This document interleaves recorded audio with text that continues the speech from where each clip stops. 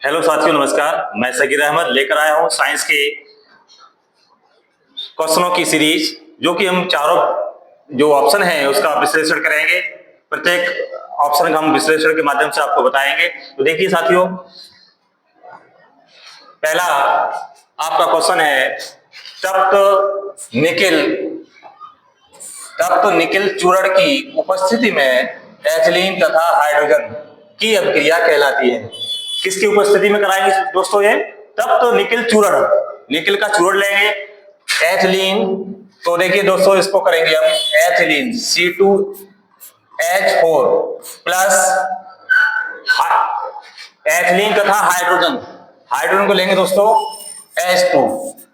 किसकी उपस्थिति में कराएंगे दोस्तों? निकिल।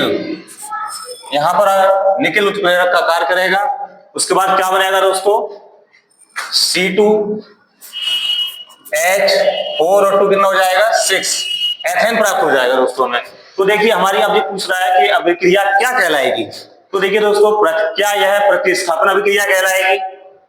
क्या यह प्रतिस्थापन अभिक्रिया कहलाएगी? क्या यह योगात्मक अभिक्रिया कहलाएगी? क्या यह ऊष्मीय वियोजन अभिक्रिया कहलाएगी या ऊष्मीय अपघटन अभिक्रिया कहलाएगी? तो देखिए दोस्तों, प्रतिस्थापन अभिक्रिया क्या होती है आपकी दोस्तों? प्रतिस्थापन अभिक्रिया में हम क्या करते हैं दोस्तों? कोई भी हमारा यौगिक है, उसमें एक या एक से अधिक परमाणुओं का या उसके अणुओं का आपस में रिप्लेसमेंट करते हैं, आदान प्रदान करते हैं। जैसे मान के चलिए, इसको देखते हैं दोस्तों, CuSO4। प्रतिस्थापन अभिक्रिया में क्या होता है? CuSO4 plus Fe। तो कॉपर सल्फेट के विलयन में आयरन की छड़ को डालते हैं, तो क्या करता है? ये कॉपर को विस्थापित कर देता है। तो इसका क्या हो जाएगा? FeSO4 plus Cu। तो ये तो आपकी है नहीं है, प्रतिस्थापन अभिक्रिया तो है नहीं है ये, क्योंकि दोनों को संयोग करके एक प्राप्त हो रहा है, तो प्रतिस्थापन तो नहीं है ये हमारी। दूसरा क्या होता है? योगात्मक अभिक्रिया। योगात्मक अभिक्रिया में दोस्तों क्या होता है? S प्लस O2, यानी कि S प्लस O2 क्या बन जाता है? SO2 हो जाता है, नहीं हो जाता है? तो हमारी कौन सा अभिक्रिया है ये? योगात्मक अभिक्रिया है। कौन सी अभिक्रिया दोस्तों? ये योगात्मक अभिक्रिया, क्योंकि एथिलीन हमारा किसके साथ संयोग कर रहा है? हाइड्रोजन के साथ जोड़ के कर रहा है, तो हमारी ये अभिक्रिया हो जाएगी दोस्तों एथिलीन। इसको चेक करते हैं, ऊष्मीय वियोजन में क्या होता है? ऊष्मीय वियोजन में देखिए दोस्तों, ऊष्मा का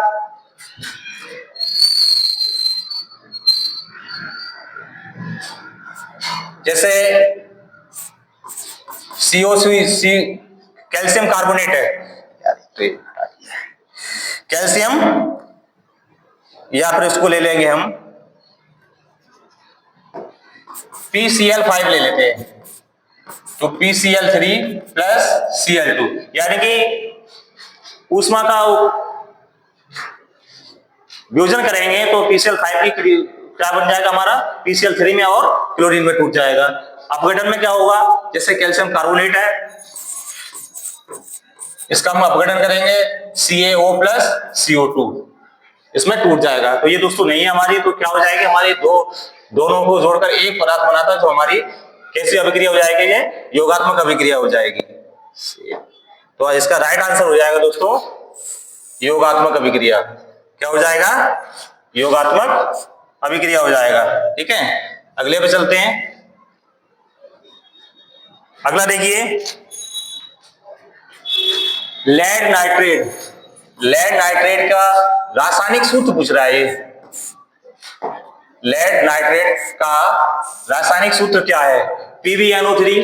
Pb यानी कि लेड नाइट्रेट का रासायनिक सूत्र देखेंगे दोस्तों, Pb, लेड ले लेंगे एक साइड में और एक साइड में ले लेते हैं NO3। ठीक है, तो देखेंगे Pb, इसकी वैलेंसी 2 और नाइट्रेट इसका 1, तो उसको करेंगे इस टाइप से, तो Pb और NO3 का होल ट्वाइस हो जाएगा। तो उसका दोस्तों राइट आंसर हो जाएगा हमारा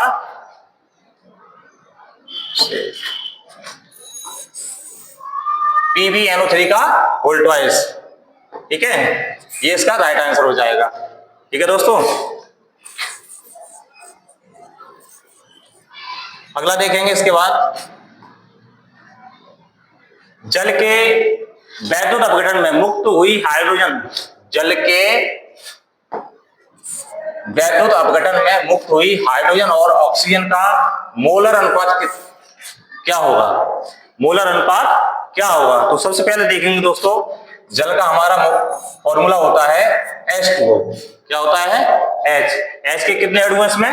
2, और ऑक्सीजन का कितना अणु है? 1। तो इसका रेशियो क्या हो जाएगा? 2:1 हो जाएगा। इसको राइट आंसर हो जाएगा बी। क्या हो जाएगा? बी हो जाएगा इसका राइट आंसर, 2:1। ठीक है, उसके बाद देखेंगे,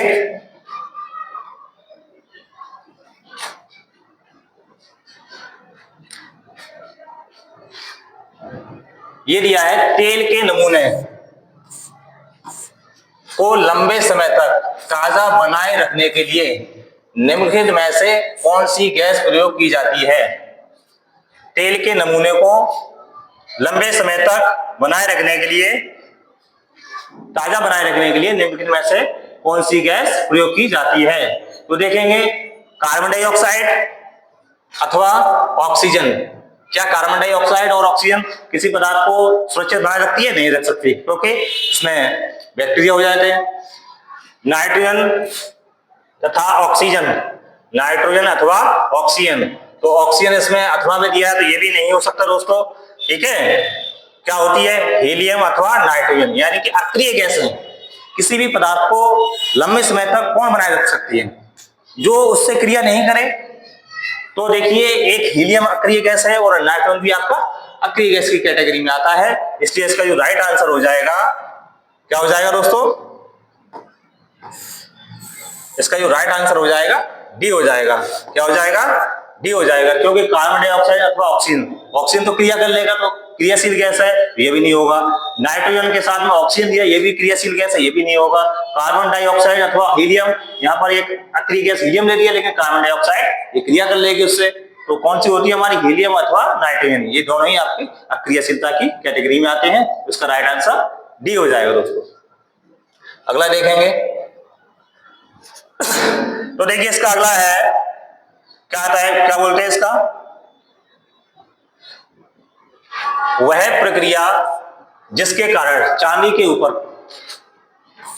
ऊपर काली परत तांबे के ऊपर हरी परत चढ़ जाती है, कही जाती है। चांदी के ऊपर और तांबे के ऊपर हरी सी ऊपर परत चढ़ जाएगी, उस प्रक्रिया को क्या कहेंगे?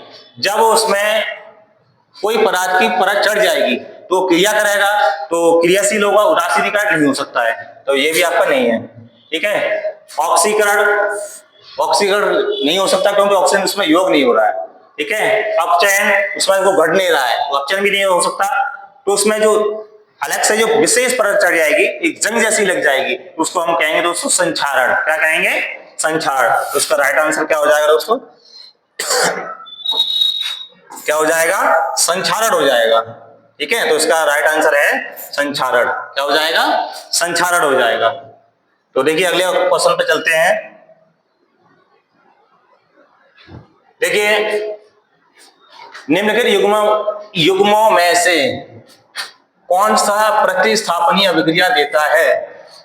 कौन सा प्रतिस्थापनीय अभिक्रिया देता है? तो देखेंगे पहले इसका दोस्तों, सोडियम क्लोराइड NaCl विलयन एवं कॉपर धातु। कौन सी धातु है? कॉपर धातु है, कॉपर धातु। चलो ठीक है, मैग्नीशियम क्लोराइड विलयन एवं एल्युमिनियम धातु। मैग्नीशियम क्लोराइड विलयन एवं एल्युमिनियम धातु, यहां पर एल्युमिनियम धातु ले लिया। उसके बाद देखो फेरस सल्फेट विलयन एवं सिल्वर धातु, FeSO4 विलयन एवं सिल्वर धातु। दूसरा है सिल्वर नाइट्रेट विलयन एवं कॉपर धातु, AgNO3 विलयन एवं कॉपर धातु। उसमें क्या कह रहा है? निम्न युग्मों में से कौन सा प्रतिस्थापनीय अभिक्रिया देता है? तो प्रतिस्थापन अभिक्रिया में क्या होता है? देखिए, प्रतिस्थापन अभिक्रिया में ये होता है, किसी किसी पदार्थ के परमाणु अणु जो है एक दूसरे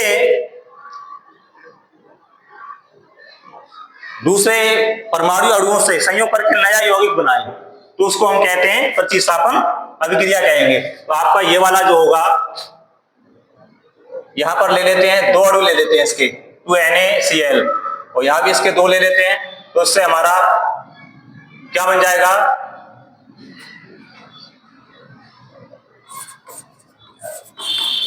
देखिए CuCl और Na इसका Na क्या होगा इसमें अलग हो जाएगा।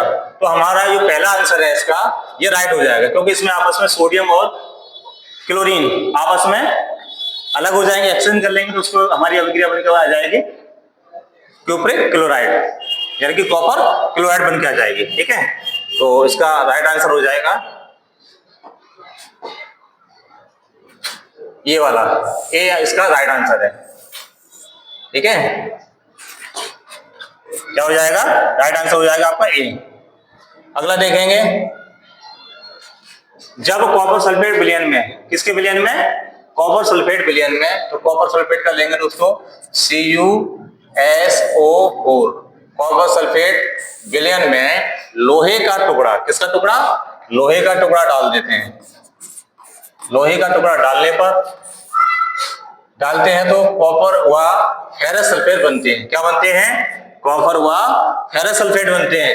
कॉपर बनेगा और फेरस सल्फेट बनेगा। ठीक है, तो ये हमारी कौन सी अभिक्रिया है, तो देखिए दोस्तों, ये देखते हैं प्रतिस्थापन अभिक्रिया है क्या, तो हाँ यस, प्रतिस्थापन अभिक्रिया है। क्यों, क्योंकि देखिए यहाँ कॉपर सल्फेट था, यहाँ आयरन था, आयरन की छड़ को कॉपर सल्फेट के विलयन में डालेंगे तो कॉपर को क्या कर देगी, विस्थापित कर देगी, अलग कर देगी। ठीक है, इसमें अणुओं का आपस में क्या होगा, परमाणुओं का अदला बदली हो जाएगी, एक्सचेंज हो जाएगी, जिसको हम कह सकते हैं कि ये हमारी प्रतिस्थापन अभिक्रिया है। दूसरा देखेंगे, क्या ये योगात्मक अभिक्रिया है, दोनों को जोड़ के एक पदार्थ तो नहीं बनना, तो ये हमारी योगात्मक अभिक्रिया नहीं है, क्योंकि योगात्मक अभिक्रिया में क्या होता है, दोनों पदार्थों का संयोग करके केवल एक पदार्थ बनता है, तो उसे हम कहते हैं योगात्मक अभिक्रिया। ऊष्मीय वियोजन का है कि ऊष्मा का अपघटन तो हो नहीं रहा इसमें, तो ऊष्मीय वियोजन अभिक्रिया हमारी नहीं है। ऊष्मीय अपघटन, टूट के एक पदार्थ अलग अलग नहीं हो रहे, ये भी हमारा अपघटन अभिक्रिया नहीं है। तो इसका राइट आंसर क्या हो जाएगा, आपका ए आंसर राइट हो जाएगा इसका, ये वाला। ठीक है, ये हो जाएगा राइट आंसर, इसका हो जाएगा प्रतिस्थापन अभिक्रिया। तो हमारी कौन सी अभिक्रिया हो जाएगी, ये प्रतिस्थापन अभिक्रिया हो जाएगी। ठीक है, अब देखेंगे अगला,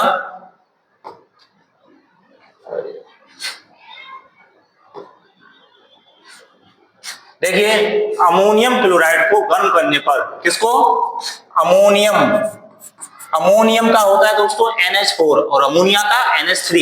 अमोनियम क्लोराइड को गर्म करने पर, क्या कर रहे हैं, गर्म करने पर किस किस में टूट रहा है, अमोनियम क्लोराइड को गर्म करने पर क्या क्या बन रहा है, NH3 प्लस HCl बनती है, जो ठंडा करने पर पुनः अमोनियम क्लोराइड बनाती है। यह अभिक्रिया क्या कहलाती है, देखो कोई पदार्थ गर्म करें टूट जाए, ठंडा करें उसी अवस्था में आ जाए, तो हमारी इस कंडीशन में जो अभिक्रिया होती है रिवर्सिबल होती है, उत्क्रमणीय अभिक्रिया होती है।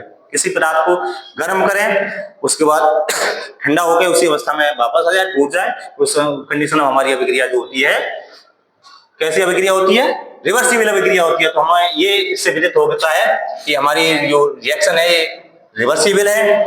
अब देखते हैं इसमें क्या है, पहला ऑप्शन प्रतिस्थापन अभिक्रिया।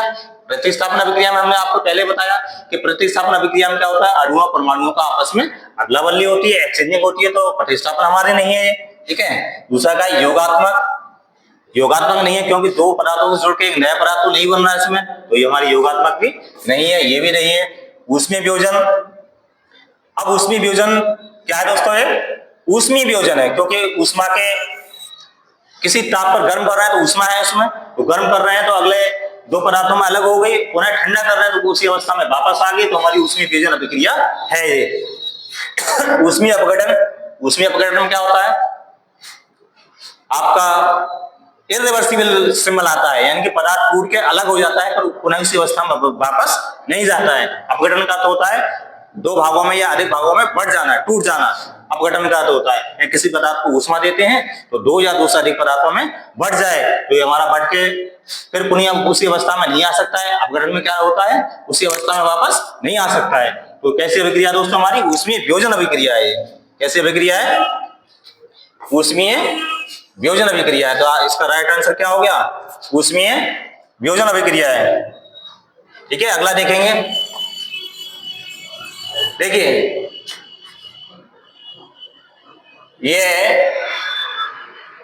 निम्नलिखित कौन सी अभिक्रिया उत्क्रमणीय नहीं है, यानी कि रिवर्सिबल रिएक्शन नहीं है। तो आपको पता होगा रिवर्सिबल का दोस्तों सिंबल जो होता है ये वाला होता है, उत्क्रमणीय का सिंबल होता है ये। तो आप पता कर सकते हैं इनमें से कौन सी अभिक्रिया में रिवर्सिबल का चिन्ह नहीं है। ये वाला दोस्तों PCl5 फास्फोरस पेंटाक्लोराइड, इसकी क्रिया किसके साथ हो रही है? इसको हम तोड़ रहे हैं, ऊष्मा दे रहे हैं तो PCl3 में और Cl2 में अलग हो गई है, तो ये दोस्तों रिवर्सिबल है। दूसरा है N2O4, ये भी हमारा NO2 में टूट के अलग हो गई है, तो ये भी हमारी रिवर्सिबल है। N2 और 3H2 यानी कि नाइट्रोजन और हाइड्रोजन से हमारी अमोनिया बन रही है, ये भी दोस्तों उत्क्रमणीय है। लेकिन 2KClO3 पोटेशियम क्लोरेट हमारी ये रिवर्सिबल अभिक्रिया नहीं है, क्योंकि इसमें सिंबल रिवर्सिबल का नहीं है। तो हमारा राइट आंसर दोस्तों डी हो जाएगा। इसका क्या हो जाएगा? डी इसका राइट आंसर हो जाएगा। ठीक है, तो इसका दोस्तों क्या हो जाएगा? डी इसका राइट आंसर हो जाएगा। अगला देखते हैं। अगला क्या दोस्तों? अगला क्वेश्चन है निम्नलिखित में उभय अपघटन अभिक्रिया है। उभय अपघटन अभिक्रिया के बारे में दोस्तों हमने बताया था, उभय अपघटन अभिक्रिया या द्विविस्थापन अभिक्रिया। तो इसमें क्या होता है? वे अभिक्रिया होती है दोस्तों, ये वे अभिक्रिया होती है जिसमें किसी पदार्थ के दो या दो से अधिक अणु या परमाणु आपस में एक्सचेंजिंग करते हैं, अदला बदली करके नए पदार्थ को बनाते हैं। यानी कि कम से कम दो परमाणुओं या अणुओं का आपस में अदला बदली हो, एक्सचेंजिंग हो, उसको हम कहते हैं उभय अपघटन अभिक्रिया। यानी कि कम से कम किसी अभिक्रिया में दो परमाणुओं का आपस में एक्सचेंजिंग हो, उससे हम कहते हैं उभय अपघटन अभिक्रिया। ठीक है, या द्विविस्थापन अभिक्रिया भी कहते हैं, यानी कि दो परमाणुओं या अणुओं का आपस में विस्थापन हो। तो देखिए दोस्तों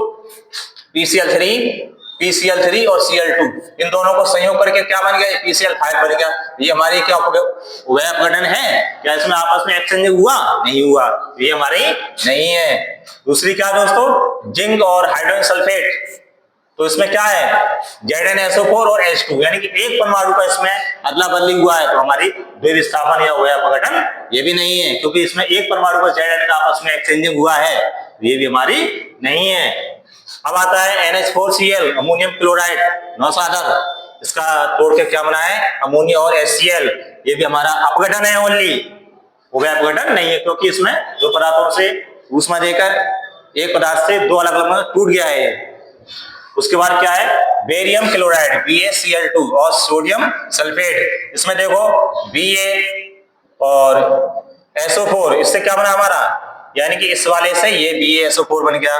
ठीक है, और इसको देखेंगे Cl से ये हो गया। तो इसमें देखेंगे दोस्तों दो परमाणुओं की आपस में क्या हुई? अदला बदली हो गए, नए पदार्थ क्या बने? हमारे बेरियम सल्फेट और सोडियम क्लोराइड बने हैं। तो हमें इससे ये विदित होता है कि हमारी ये वाला ऑप्शन सही है, BaSO4 और 2NaCl। तो ये हमारी उभय अपघटन अभिक्रिया है। ठीक है दोस्तों, तो डी इसका राइट आंसर है। ठीक है, डी इसका ये राइट आंसर है। ठीक है दोस्तों, अगले क्वेश्चन पे चलते हैं। देखिए अगले पे चलते हैं दोस्तों। निम्न में से कौन सी उभय अपघटन अभिक्रिया नहीं है? अब इसमें नहीं पूछ रहा है कि कौन सी उभय अपघटन अभिक्रिया नहीं है। तो देखिए दोस्तों NH4Cl अमोनियम क्लोराइड किसमें टूट गया? ये NH3 अमोनिया में और हाइड्रोक्लोरिक अम्ल में टूट गया। ठीक है, तो क्या ये उभय अपघटन है? नहीं है, क्योंकि ये नौसादर का टूट के दो भागों में बट गया, जो हमारी अपघटन में आ गया। कौन सी में आ गया दोस्तों? अपघटन में आ गया, तो हमारा ये नहीं है। दूसरा देखें, एसिटिक अम्ल CH3COOH, और क्या है दोस्तों? सोडियम हाइड्रोक्साइड है। तो इससे हमारा क्या बना है? सोडियम एसीटेट और H2। ये हमारी कैसी है? उभय अपघटन अभिक्रिया है, क्योंकि दो परमाणुओं का आपस में क्या हो रहा है? एक्सचेंजिंग हो रहा है, अदला बदली हो रहा है आपस में, और नए पदार्थ उनमें बन रहे हैं। दूसरी का सिल्वर नाइट्रेट और सोडियम क्लोराइड, इसमें भी दोस्तों Ag किससे संयोग कर रहा है? Cl से, और NO3 किससे कर रहा है? Na से। ये भी आपस में अदला बदली हो रही है, ये भी हमारी उभय अपघटन है। और Ba किससे कर रहा है? ये SO4 से, और Cl Na से कर रहा है, तो ये भी हमारी कैसी है? उभय अपघटन है। तो कौन सी नहीं है? पूछ क्या रहा है इसमें? निम्नलिखित में से कौन सी उभय अपघटन अभिक्रिया नहीं है? तो हमारा राइट आंसर हो जाएगा दोस्तों ए। कौन सा हो जाएगा? ए, ये वाली हमारी उभय अपघटन अभिक्रिया नहीं है। ठीक है, राइट आंसर कौन सा हो जाएगा इसका? ए हो जाएगा। चलो दोस्तों अगले क्वेश्चन पे चलते हैं। अगला क्वेश्चन है, देखिए क्या पूछ रहा है इसमें। कॉपर सल्फेट विलयन में जिंक का टुकड़ा डालने पर विलयन रंगहीन हो जाता है, यह अभिक्रिया है। कॉपर सल्फेट के विलयन में CuSO4 के विलयन में जिंक का टुकड़ा डालने पर क्या हो जाता है? विलयन रंगहीन हो जाता है, कलरलेस हो जाता है। यह अभिक्रिया क्या कहलाई जाएगी? तो उसमें क्या करेंगे? क्या बन जाएगा? पदार्थ क्या बन जाएगा? ZnSO4 बन जाएगा, और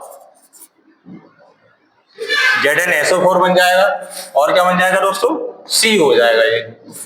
तो इसमें क्या हुआ? विद्युत रासायनिक श्रेणी में क्या होता है? जो धातु उस अपने से नीचे वाले तत्व को, जो धातु ऊपर स्थित होती है, वो अपने नीचे वाले तत्व को क्या कर देती है? विस्थापित कर देती है। जिसका कलर कैसा होता है? कलर लेस हो जाता है, कोई रंग नहीं रहता, रंगहीन हो जाता है। उससे हम कह सकते हैं कि ये हमारा कलर लेस हो जाएगा, इसलिए ये विस्थापित कर देगा। तो क्या अपघटन अभिक्रिया है? नहीं है। वियोजन है, वियोजन अलग तो कर नहीं रहा, तो वियोजन भी नहीं है। कैसे अभिक्रिया हमारी है? प्रतिस्थापन अभिक्रिया है। कैसी अभिक्रिया दोस्तों? ये प्रतिस्थापन अभिक्रिया है हमारी। ठीक है, तो योगात्मक तो है नहीं, योग तो कर दो पदार्थों को जोड़ के एक पदार्थ तो बना नहीं रही, तो योगात्मक तो है नहीं ये। ठीक है, तो योगात्मक अभिक्रिया हमारी नहीं है। तो इसका राइट आंसर दोस्तों क्या हो जाएगा? सी हो जाएगा, प्रतिस्थापन अभिक्रिया है। कैसी अभिक्रिया है? प्रतिस्थापन अभिक्रिया है। अगले ऑप्शन पे देखते हैं।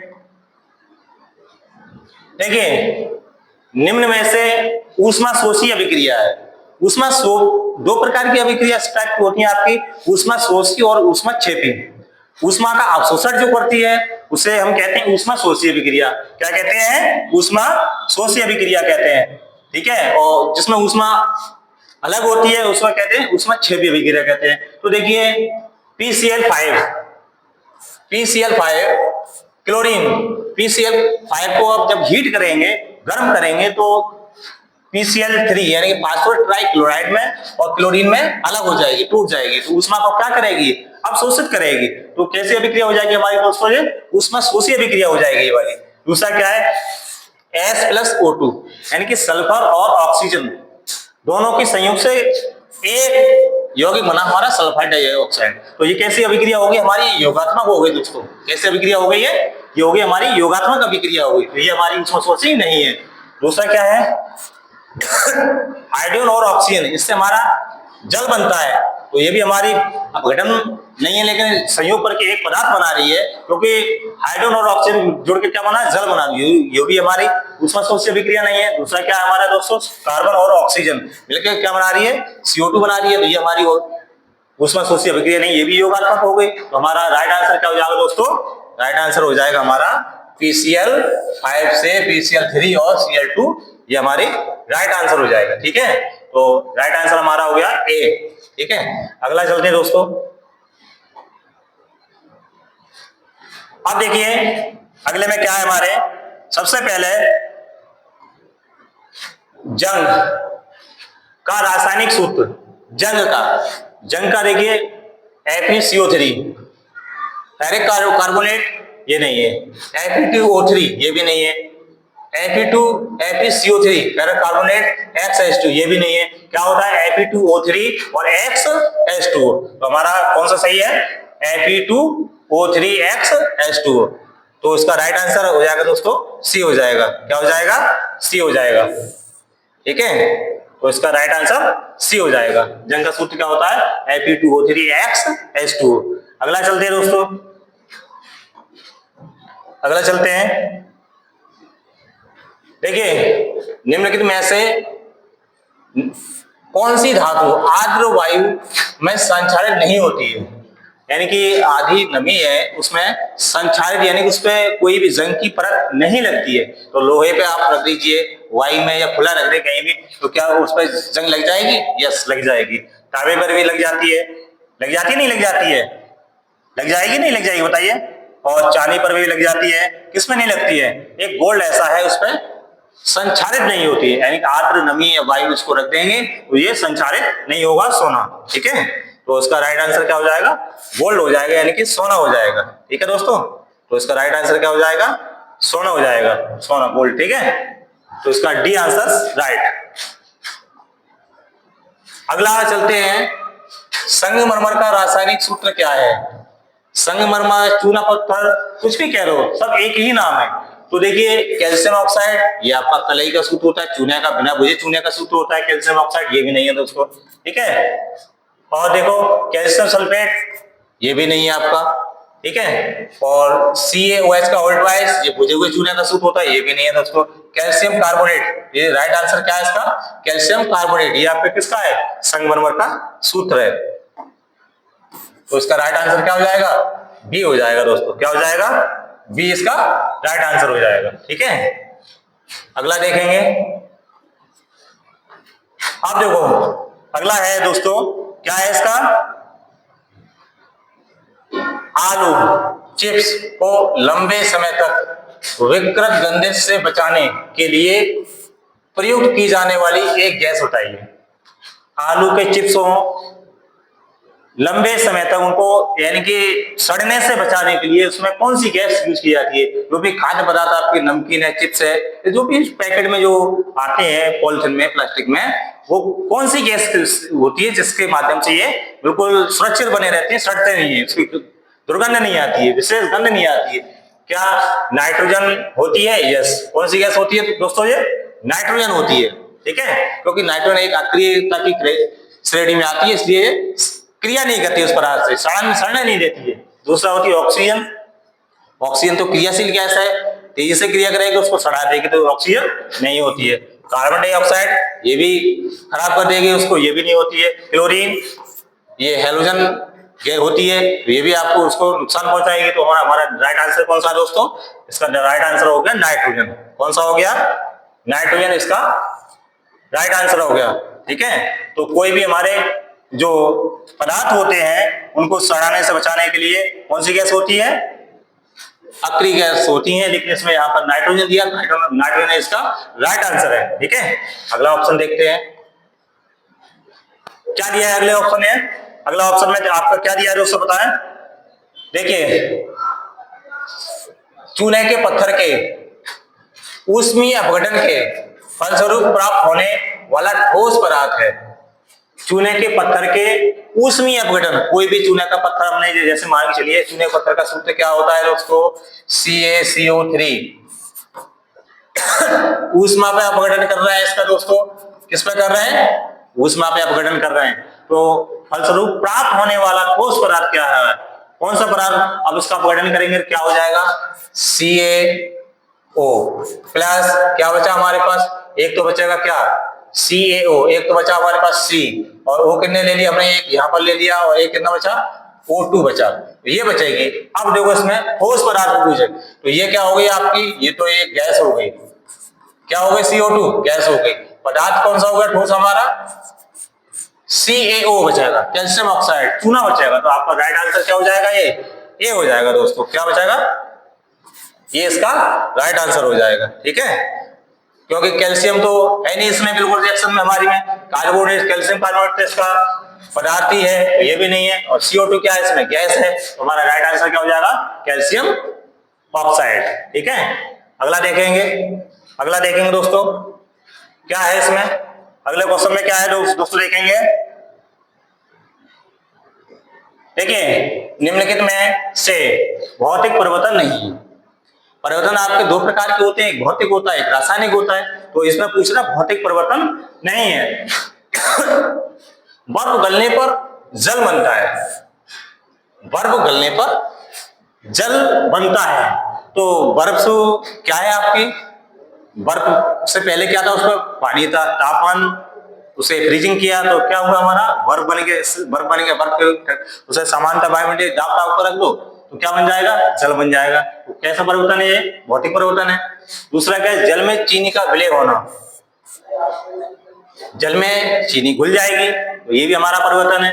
ठीक है, कैसा परिवर्तन है ये, भौतिक परिवर्तन है ये भी, जल में चीनी का विलय होना। दूसरा क्या, बल्ब पर चलना, ये भी भौतिक परिवर्तन है। बीज का उगना, यानी कि बीज से नया पौधा बन के तैयार होगा, अंकुरण होगा, ये नहीं होगा, ये हमारा कैसा परिवर्तन नहीं है, भौतिक परिवर्तन नहीं है। नया यानी कि अंकुरण होगा, नया पौधा बनेगा, ये कैसा परिवर्तन नहीं है हमारा, ये हमारा भौतिक परिवर्तन नहीं है। तो राइट आंसर इसका क्या हो जाएगा, डी हो जाएगा दोस्तों। क्या हो जाएगा, डी इसका राइट आंसर हो जाएगा कि बीज का उगना। ठीक है, अगला देखेंगे।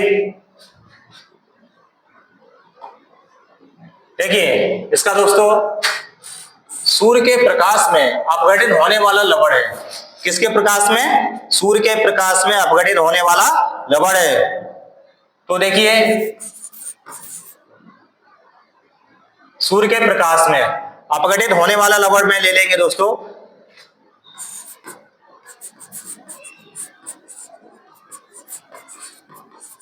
ये ले लिया हमने रिएक्शन AgCl ले लिया। क्या ले लिया, AgCl, क्योंकि अपघटन अभिक्रिया में हमारा क्या होता है, सिल्वर क्लोराइड अपघटित हो जाता है। ठीक है, पहला क्या है, सोडियम क्लोराइड, ये साधारण नमक है तो ये तो होगा नहीं। दूसरा क्या है, KCl, ये भी नहीं होगा। CuCl, ये भी नहीं होगा। तो क्या हो जाएगा, AgCl। इससे अपघटन करने के बाद में दोनों पदार्थ कैसे हो जाएंगे, अपघटित हो जाएंगे। तो उसका राइट आंसर क्या हो जाएगा, डी इसका राइट आंसर हो जाएगा। ठीक है, कौन सा हो जाएगा, डी इसका राइट आंसर हो जाएगा। ठीक है, कौन सा हो जाएगा, डी इसका राइट आंसर हो जाएगा। तो इससे क्या बनेगा, 2Ag प्लस Cl2, तो हमारा यानी कि सिल्वर और क्लोरीन हो जाएगा। तो इस प्रकार से हमने आपको 20 क्वेश्चनों की श्रृंखला आपको चारों ऑप्शनों का विश्लेषण के माध्यम से समझाया। ऐसे ही हमारे चैनल के साथ बने रहिए। अगली वीडियो में आपको नया स्टार्ट करेंगे, बने रहिए SKL स्टडी में। धन्यवाद।